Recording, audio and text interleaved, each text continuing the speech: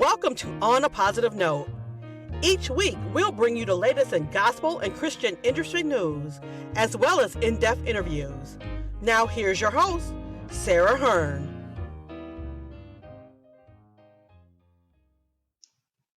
Multi-talented instrumentalist Richard DeBrew Jr. is known for superior musicianship, exceptional artistry, riveting performances, and an unmovable faith.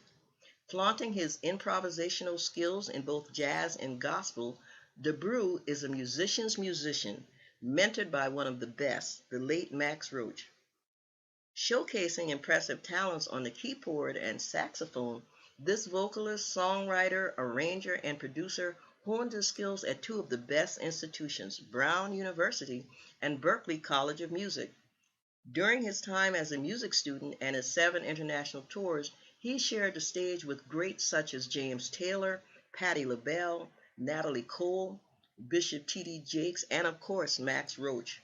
This amazingly gifted artist dropped his first release entitled Jazz in the Spirit last Juneteenth.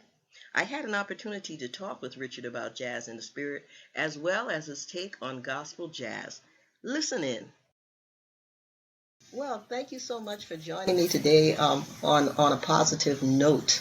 I'm looking forward to having a conversation with you about all of your music and what lies ahead. So why don't we start by you just telling me a little bit about your journey as a jazz musician? Okay, well, sure. I am, I guess, in my maybe, I started playing saxophone when I was about 11, so it's a good 40 years of doing this. And piano was 12, so just about the same amount of time. So it's been a minute, but I started off really listening to my dad's albums in the house, especially 1960s jazz. Those were a lot of his favorites. And around the same time, I was actually listening to a lot of gospel music in the youth choir at my church, which is, the historic Concord Baptist Church of Brooklyn, New York. And so a combination of those two things kind of came together. And then later, I was taking lessons on saxophone and going to school for it. Later, I eventually became a music major, Brown University, Berklee College of Music, and then coming out of school, touring with people, performing as much as I could, still playing in church all the time. And so the two kind of fused. And that's where, that name Jazz in the Spirit comes from, because it's really a fusion of what has kind of come to be known as gospel jazz, So I think those have been some of the most significant steps in the journey. Okay. And you have had quite a journey, because I had an opportunity to sort of look at your history, and you were mentored by one of the best, Max Roach. Tell me a little bit about what that relationship was with Max Roach. What did you learn from him? Oh, wow. One of the most important things I learned from him is actually not musical at all, but it's integrity and character. And I guess that's two things, but they go together. He was a phenomenal musician and a musical mind, of course.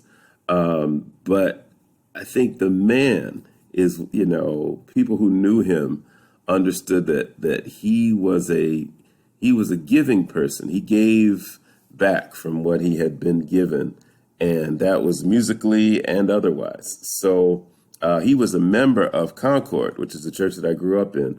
And how I met him is one Sunday, I was home from Berklee, and, I was there playing my saxophone in church. And that was kind of an anomaly, especially for him, growing up there. And he said, I got to find out who is that playing that saxophone up in Concord Church. So he asked somebody, and they got the word up to me because, it's a big church. So I was upstairs in the balcony, and they said, dude, Max Roach wants to meet you. And I was like, oh, wow. So I hustled downstairs to meet him, and I was so excited that this giant of a man, I mean, this is a guy who played with Charlie Parker and Dizzy Gillespie and all these folks, knew them personally and recorded with them. And here he was, he wanted to meet me. So from there, I think it was a we did a lot of talking at first, and mostly it was him talking and me listening.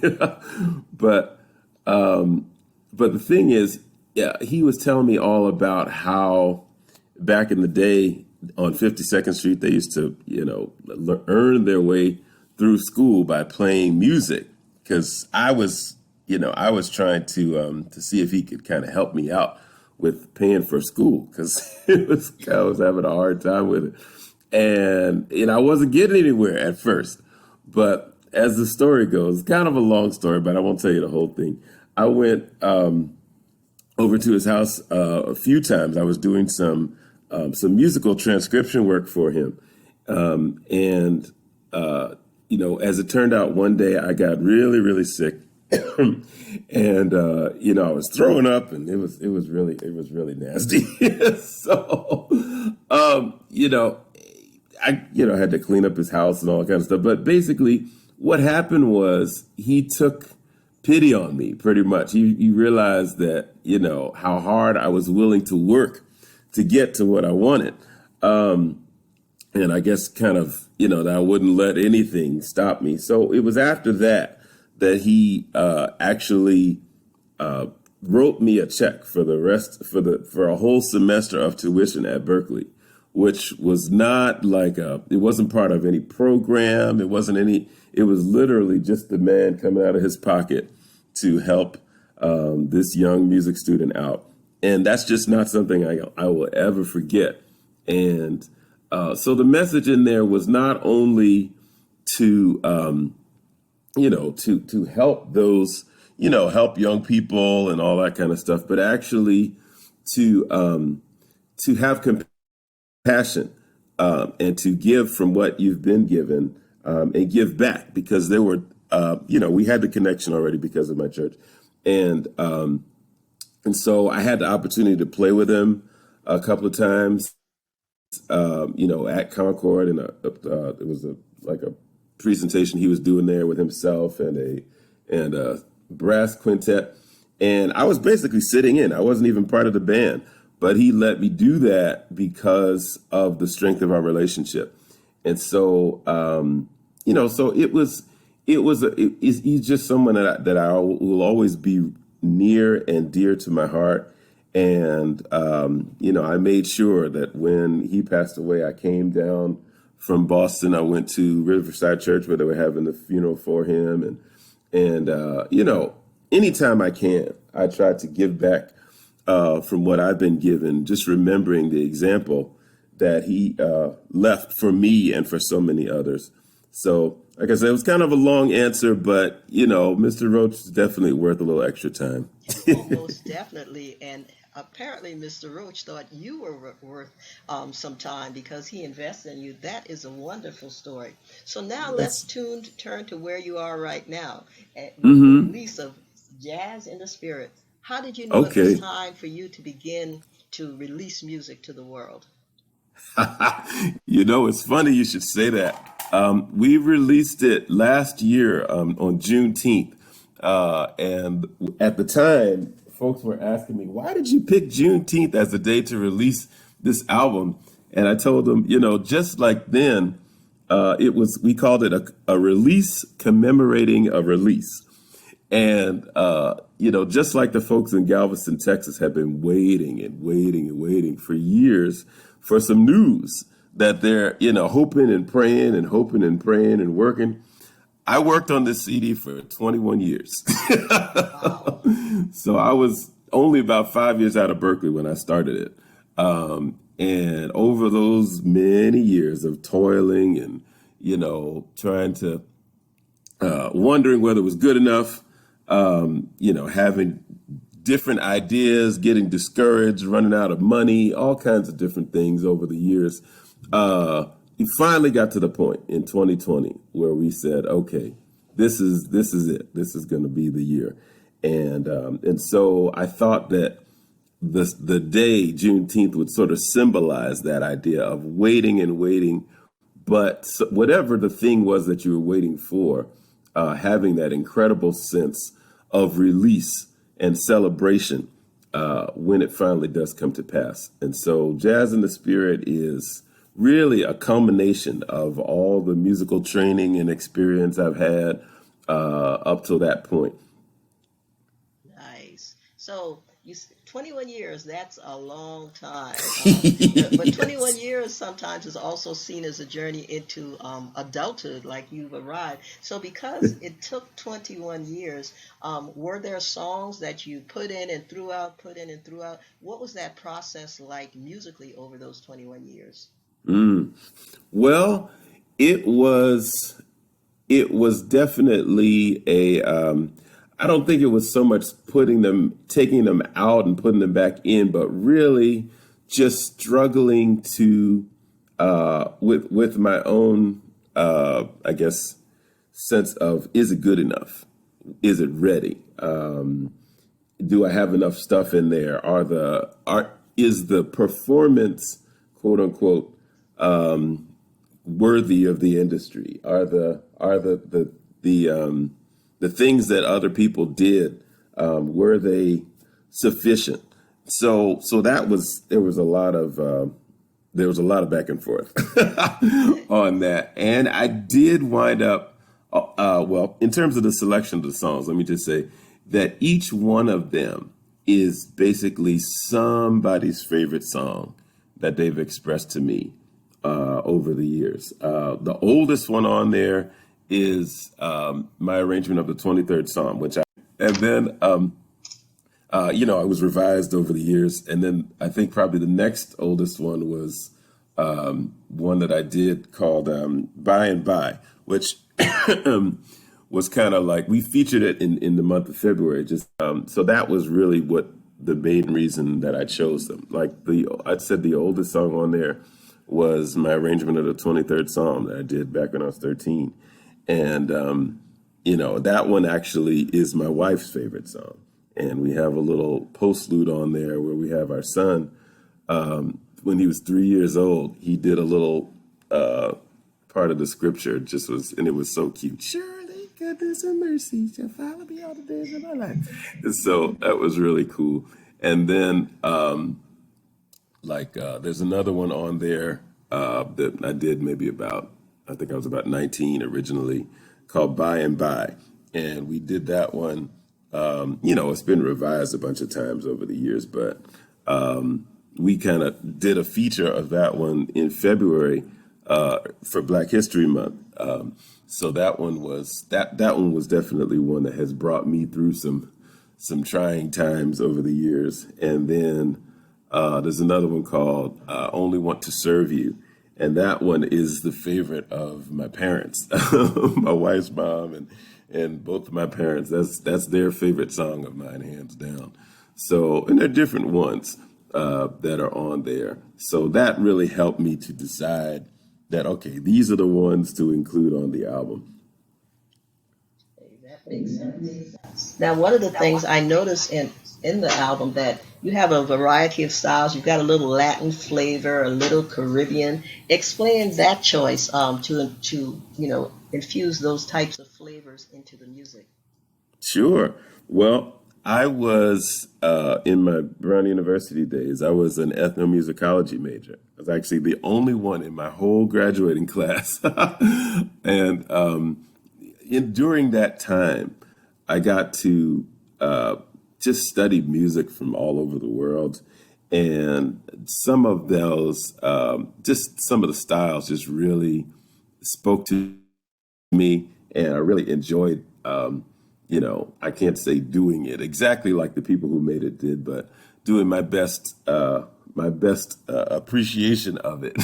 So there is a song on there called La Pureza del Amor de Cristo, which is Christ's love so pure, which, has that, the sound of Cuba and Puerto Rico and, we come to call Latin jazz in the U.S. There's another one called I Am. that has, the flavor of the motherland on there. And I even have some spoken word by Reverend Dr. Michael Ojewale from Nigeria. And, I wanted to make sure that I had him open up the song so that you really had that sound. And then there's another one called Count Your Blessings, which has, more Caribbean flavor. That one's kind of like a tribute to my great grandmother who was from Trinidad. And there's, I guess you could say, music from the African diaspora represented on that album, as well as certainly American gospel and jazz, which are kind of like the core. So it's a nice mix, if I do say so myself. You definitely can say that because it certainly is. So I've noticed while looking at your bio that you've written upwards of 350 songs. That's a lot of songs for one person. How did you start writing? You know, I'd say I actually still have a piece of paper from when I was 6 years old, and I don't remember the song, but I still have the piece of paper. It said, "This is a song called Zekino that I wrote by myself," and and I actually do remember a song that I think I was maybe 7 then, but I think I was 6 when I wrote the very first song. It's called Scale Song in F, and I still remember it. So I think a lot of it had to do with just starting early. My mom says that when I was 3, I used to take coat hangers and tie rubber bands around them and strum them and sing. And that gave them the idea to give me guitar lessons. So I was taking guitar lessons from the time I was like 4 to 10 or whatever. And then I switched to the saxophone, and then the piano was in there. So, but I think a big part of songwriting is just kind of taking the melodies and the chords and the sounds that you hear in your head seriously. A lot of people write songs, but they don't really think of what they do as something unique or original. They just think of, oh, that's just like so-and-so that I heard. But fortunately, when I was very young, I did, because we had a piano in the house, and, I was always kind of encouraged to pursue my creativity and just let it take me wherever it took me. And there was always, like I said, there was a lot of music that I was listening to in the house. So there were always a lot of ideas. And so I think, that coupled with the training of school, and just a lot of experimentation and trying things out and making mistakes and then learning from them, I think has really just helped me to craft a style and a sound. And, and I'm looking for more opportunities to share these songs, with a wider audience, not only in my own recordings, but, doing songs for other people, writing for film, TV, those kinds of things. A lot of feelers out there, but we're still trying to expand our territory, so to speak. I definitely understand that. Well, that kind of goes into one of my fun questions I always love to ask. And for you, I don't know if you have to think about this a bit because you've been exposed to so many people in the world of music. But if you had an opportunity to collaborate with anyone, who would that be? Oh, wow. Well, I would say, well, see, there's the ones that are still here, and then there are the ones that have gone on. I would say that one person who passed away not long ago, Mr. George Duke. Oh, my dear Lord. If there was ever a way that I could have collaborated with him, woo, that would be like a dream come true because, very much like what I aspire to do, he was just skilled in so many different styles that, and he did them so well that it was, wow, it was amazing. But I'd say in the present time, see, there's a toss up because one person that plays my instrument that I really admire is I guess I call him Reverend because he is a minister, Reverend Kirk Whalum. Oh, yes. Internationally renowned saxophone player, master musician. He has a series called The Gospel According to Jazz, and I think he's got 4 albums of that now that I just love. I love his other stuff too, but that stuff really resonates with me because it's similar to the kind of stuff that I like to do. So he's definitely one that I would love to meet at some point and work with. But the other one, and this is kind of like, more on the iconic legend person kind of stage, and that's Quincy Jones. Because as a composer, as a producer, as a musical mind, he's just been so many places that I would, while because he's getting up there now. But while he's still out there making music, or I would love to just be able to sit and have a conversation with him, similar to the kinds of conversations I'd have with Mr. Roach back in the day. So I guess maybe Kirk in terms of the present day people, and I know you asked for one, and I kind of gave you 3, but. You gave me your dream team. That's okay. I did. But they've all influenced me, and so it's hard to just pick one. But you get the idea. I do.